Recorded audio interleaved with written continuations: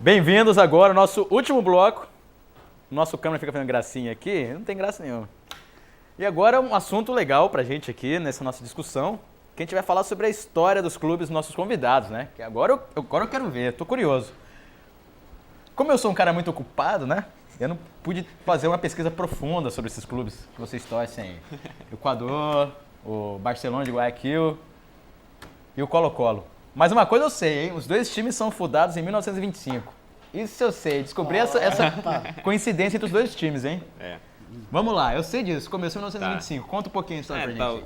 Ué, muita gente pergunta Barcelona, né? Barcelona, por que Barcelona? Barcelona na Espanha e tal. Mas a história é porque... Utiliza até o símbolo, muito parecido. Bem parecido. Então, acontece que o time foi fundado 1º de maio de 1925. O que acontece é que no Guayaquil é um porto, né? Sempre chegavam navios de Espanha. Como sempre vinham navios de Espanha, estudantes e tal, se começaram a juntar muito com os jovens de um bairro chamado El Astillero, que incluso o apelido do Barcelona é El Ídolo del Astillero, que é um bairro lá. Então começaram a se juntar e tal, e como era mais espanhóis e como eram mais catalães também, então botaram o nome, tem muitos catalães. No Equador até hoje, então. Tem, mas justamente por isso botaram o nome de Barcelona. Foi aqui, essa é a questão da fundação e porquê do nome do time. Certo. E aí esse desenvolvimento, vamos falar assim, de campeonatos. O Barcelona ele se tornou popular a partir de que momento? Então, ele começou a ganhar campeonatos. Eu vi que desde a década de 50, 60 ele ganhou muita coisa, né? É o maior campeão do campeonato nacional? É o maior campeão, 14, esse ano vamos para 15. E o futebol no Equador, o profissional, começou em 1951. Então, a partir de ali, o Barcelona então, demorou bastante, né? O futebol profissional. Tinha o amateur. O amateur que era... Então, mas o amador O amador, por exemplo, no Brasil, em 1930, 31, já era profissional. Já se profissionalizou.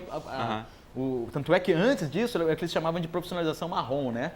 Que se pagava jogador, né? Punha para trabalhar em tal empresa, ele ganhando mais e tal. E, no caso... O Equador demorou bastante, né? Uns 20 anos comparado ao Brasil, né? Mais ou menos. Tinha o amador, mas... Você sabe se essa profissionalização marrom existia? Não sei dizer. Mas, desde 1951 até agora, foi o único time que jogou todos os campeonatos nacionais e que nunca caiu na segunda divisão. É o único time do Equador que não caiu? Nunca caiu. Porra, então é igual São Paulo, então. Flamengo não vai durar muito tempo, não. Pra raiva de todos aqui. Mas não, beleza. Então o Barcelona tem quantos campeonatos nacionais? 14. Jogou duas... Campeonatos internacionais não ganhou nenhum, né? Não, chegou duas finais, as duas perdeu. De Libertadores, né? Chegou em 1990 e fomos roubados contra a Olímpia de Paraguai.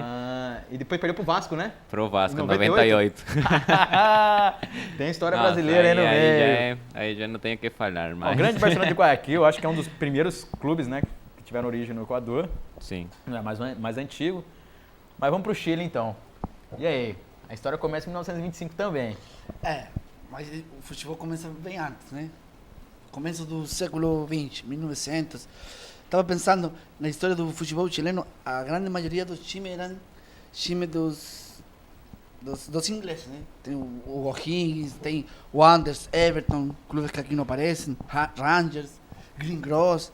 E tinha um clube que se chamava Magallanes, que ainda existe, está na segunda divisão. E desse clube saiu um par de jogadores que brigaram com a diretoria e fundaram o Colo-Colo.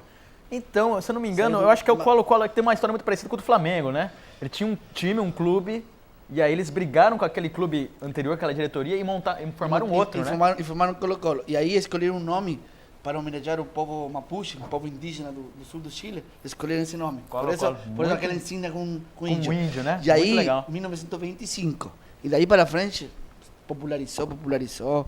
Já nos final dos anos 30, que apareceu a Católica e a Universidade de Chile, que eram times das faculdades. Então, interessante isso, porque, por exemplo, no Brasil não tem muito isso, né, de times de universidades. Como é que surgem esses times de universidades? Eles jogavam torneios universitários era um clássico, Católica, da PUC e a Universidade de Chile, da Faculdade Pública. E aí logo eles Quando o futebol era amador, né? logo eles se profissionalizaram. Não, tinha paralelo futebol profissional, só que eles eram amadores, eram só torneios, Sim, mas não chegaram a ser populares quanto Colo-Colo, né? sim. E Colo-Colo tem um time com a maior torcida, tem 30 campeonatos nacionais, 30 campeonatos nacionais do Colo-Colo. tem Então ganhou muita- quase todos os campeonatos. Tem duas finais da Libertadores, ganhou uma. O Colo-Colo é o campeão de... Eu lembro quando eu 91. comecei a torcer, rapaz. Quando Ah, eu tava lá 91. pequenininho, começando a torcer, eu via o São Paulo na Libertadores.